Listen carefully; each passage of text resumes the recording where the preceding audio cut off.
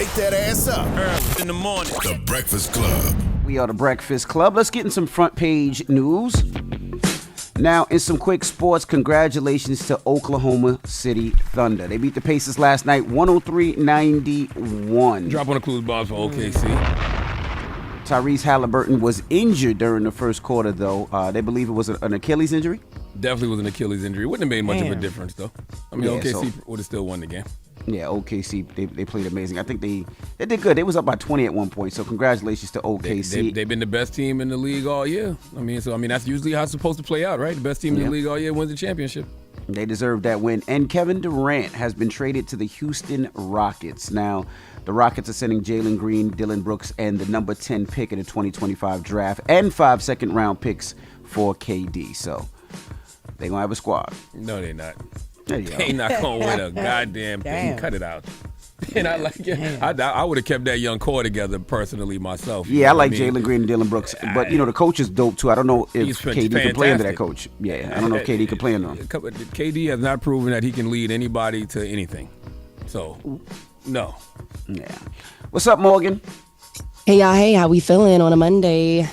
Good. Good, girl. Good, girl. Good as we can feel with the news that broke over the weekend. I hear y'all. I hear y'all. All right, so let's get into it. First on front page, y'all remember how last week President Trump said he would decide within 2 weeks if the U.S. would get directly involved in the conflict between Iran and Israel? Well, it appears that 2 weeks turned closer to 2 days because the U.S. did, in fact, bomb nuclear facilities in Iran on Saturday. Now, President Trump called the strikes a spectacular military success. He addressed the nation just hours after the strikes, and he thanked Israel and the U.S. troops who were involved in the mission. He also issued a warning to Iran. Let's take a listen to the President Trump's comments. They are a little bit long, so let's hear them out. A short time ago, the U.S. military carried out massive precision strikes on the 3 key nuclear facilities in the Iranian regime, Fordow, Natanz, and Esfahan. Our objective was the destruction of Iran's nuclear enrichment capacity and a stop to the nuclear threat posed by the world's #1 state sponsor of terror. I want to thank the Israeli military for the wonderful job they've done. And most importantly, I want to congratulate the great American patriots who flew those magnificent machines tonight, and all of the United States military on an operation the likes of which the world has not seen in many, many decades. Iran's key nuclear enrichment facilities have been completely and totally obliterated. Iran, the bully of the Middle East, must now make peace. If they do not, future attacks will be far greater and a lot easier.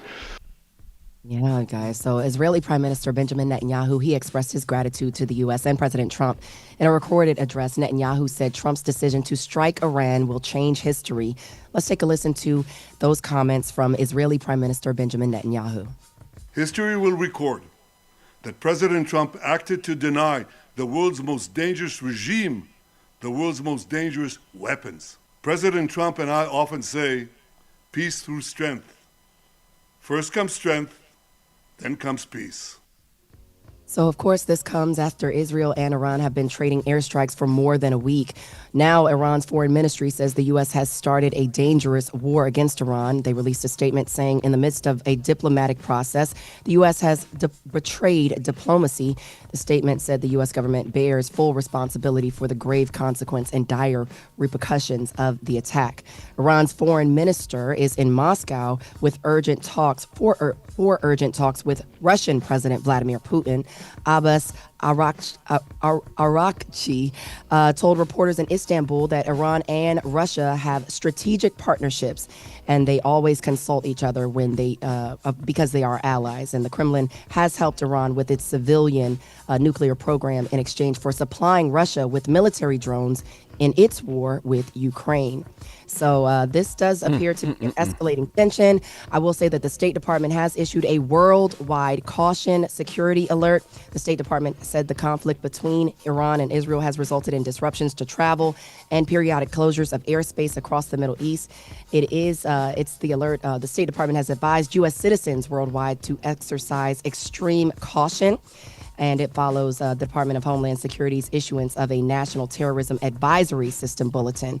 Iranian officials have also warned of retaliation against the U.S. after these airstrikes on their nuclear facilities. Yeah, I'm not even going to sit here and pretend I know what any of this means or what is going to happen next. I want to say let's hope for the best, but the best would be that Iran doesn't retaliate against America in any way, but I don't see that happening. But we'll see. Yeah, it's very scary because, I mean, I think we all expect the retaliation. It's just where, when, how, and hopefully it's protected. They shoot whatever happens down, or anything that happens outside of that they prevent, but it's very scary.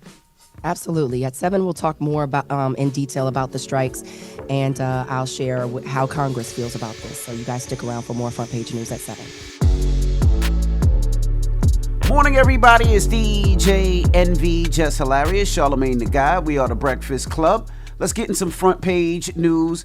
Now, the NBA Finals, OKC beat the Pacers 103-91. Now, Halliburton was injured in the first quarter. I think they believe it's an Achilles injury, so he is out. So, salute to OKC. Now, also, Kevin Durant has been traded to the Houston Rockets. The Houston Rockets are sending Jalen Green, Dylan Brooks, the number 10 pick in the 2025 draft, and 5 second-round picks for KD. So KD is now playing for Houston. I wonder why they just didn't stick with that young core and continue to watch that young core grow. Like, do you really want to get rid of a 23-year-old Jalen Green for a 37-year-old Kevin Durant? Does Kevin Durant make them a contender? Nah, I mean, they were already in the playoffs. They went to what, the second round in the playoffs? They did pretty good last year. And congratulations to Travis Hunter. He was the number 2 overall pick in the 2025 draft. He signed a 4-year, $46 million rookie contract, including a $30 million signing bonus. So congratulations to him. Okay, young man, that $30 million signing bonus, that's a lot of money. Do the right thing with it. Know that you only... Well, he in Florida, so he ain't got no state tax. Oh, look at God. Oh, my God. That's amazing. What's up, Morgan? Hey, y'all. Hey, so let's get back into the details on the strikes on Iran's nuclear facility. So the Pentagon says the bombing of Iran's nuclear sites, nicknamed Operation Midnight Hammer, was the largest B-2 bomber strike in U.S. history. The U.S. struck 3 Iranian nuclear facilities, including the fortified Fordow facility, in addition to the Natanz and Isfahan facilities. Chairman of the Joint Chiefs of Staff, General Dan Kane, said the destruction of the facilities was substantial and more will be known in the coming days. He added the operation was top secret and very few people in Washington knew of the plan that involved the U.S. submarines launching Tomahawk missiles. General Kane detailed the attack. Let's take a listen to his comments. Final battle damage will take some time, but initial battle damage assessments indicate that all 3 sites sustained extremely severe damage and destruction. The main strike package, comprised of 7 B-2 Spirit bombers, each with 2 crew members, proceeded quietly to the east with minimal communications. As the Operation Midnight Hammer strike package entered Iranian airspace, the U.S. employed several deception tactics, including decoys. So those B-2 bomber pilots are reportedly back in Missouri, according to President Trump. Israeli attacks have reportedly killed at least 865 people, including civilians and military personnel. Retaliatory strikes in Israel have resulted in about 24 deaths. Meanwhile, Defense Secretary Pete Hegseth says President Trump's decision to hit Iran was bold and brilliant, adding the strikes had nothing to do with the regime change in Iran and everything to do with Iran's nuclear program ending. However, President Trump appears to be supporting the idea of a possible regime change in Iran. In a series of posts on Truth Social, Trump said, if the current Iranian regime is unable to make America great again, why wouldn't there be a regime change? Now, I will add there is speculation that Iran may have moved their nuclear materials, like enriched uranium, ahead of the attacks, but that has not been confirmed. That's just speculation at this time because there was warning ahead of the attacks. Now, Congress is reacting, and of course, it's a mixed bag. Independent Senator Bernie Sanders was at a rally in Tulsa, Oklahoma, when he shared the news of the military action to the crowd, calling Trump's actions unconstitutional. Let's take a listen to his comments. The only entity that can take this country to war is the U.S. Congress. The president does not have the right. Meanwhile, Republican Congresswoman Nancy Mace, who's your homegirl, Charlamagne from North Carolina. South Carolina. South Carolina, said Trump is the greatest president in American history. Now, appearing on NBC's Meet the Press, Democratic Senator Mark Kelly of Arizona said the attack, who, by the way, Mark Kelly also served in our military, he said that the attack could lead to severe consequences, adding Trump should have come to Congress for authorization. Let's take a listen to his comments. We could see terrorist attacks here. The Iranians still have a lot of proxies. They could go after us. The escalatory factor of this action that was taken yesterday is significant. So Senator Kelly says he's still hopeful of a diplomatic solution to the crisis, hoping that things can be worked out. What was that, Charlamagne? Now, Morgan, this is one of those times where politicians sound like hypocrites because Mark Kelly is right. Presidents should get congressional approval, but there have been a bunch of presidents who have ordered strikes without congressional approval. Barack Obama did it against Libya. Joe Biden ordered strikes in Iraq and Syria without congressional approval. Bill Clinton did it to, Kosovo, I think you pronounce it. So presidents ordering military action without congressional approval has become pretty routine. So is it always a thing when they do it? I'm just asking. I don't know. No. Well, this is where those articles of impeachment come up, and that's why House Democrat Alexandria Ocasio-Cortez, she actually says that President Trump's decision to strike Iran could lead to impeachment. So why didn't I'm just saying? So why didn't it lead to impeachment for everybody else? Like when Barack Obama did it, when Biden did it, but when it Clinton has, did it? you know, not that it necessarily. Well, the people in Congress or congressional members will call for it. Does it necessarily mean that that they'll move forward with the impeachment process? Not necessarily, but there have been times in the past that these congressional members have called for impeachment of the president. Because of their military actions or actions that they've taken with the military without having that congressional. It hasn't been this much backlash. Yeah, I don't even remember Trump. hearing about it during the Joe Biden administration. But I guess that's because the way Trump has been moving. But we haven't heard about it when Obama did it. We didn't hear about it when Biden did it. I do remember when Obama did it. When Obama did it, I do remember. People in Congress saying he needed congressional approval and they were making it a thing. I don't remember the Biden thing at all. I don't remember that even making a headline. I was going to say I don't recall, but people were very upset about the way that he. That went without that. People were very upset about the way that he withdrew from Afghanistan. I mean, that was certainly a thing as well. I mean, they were it was a thing. Yeah, the only reason I know about Biden because I read an article on NBC News last night that was literally about this. It was the headline was "Presidents ordering military action without congressional approval has become routine," and it talked about Biden citing Article Number 2 in the Constitution, which makes the president commander in chief. And I guess basically saying he don't need congressional approval. And that's when he ordered the strikes in Iraq and Syria.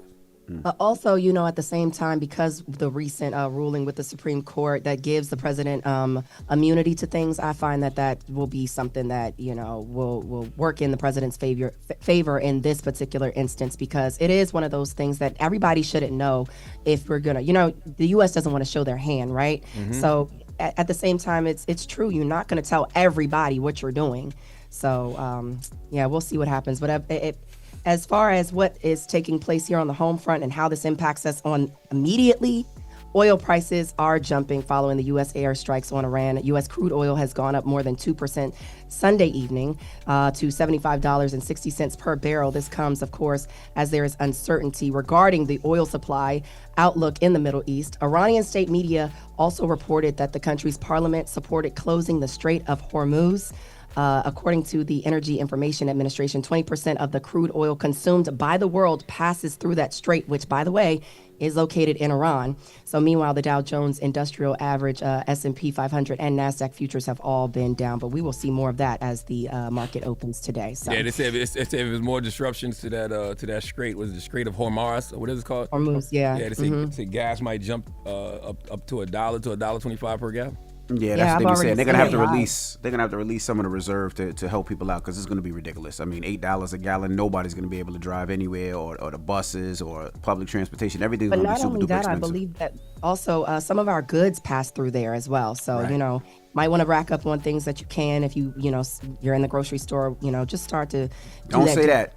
We won't have toilet paper I don't want to cause any panic. Yeah, I know, the toilet paper and the water and all of that. No, but just keep your eyes open, guys. Just start to pay attention. I know we love to joke about, a good jokey joke about everything, but no, seriously, pay attention to what's going on around you and stay vigilant.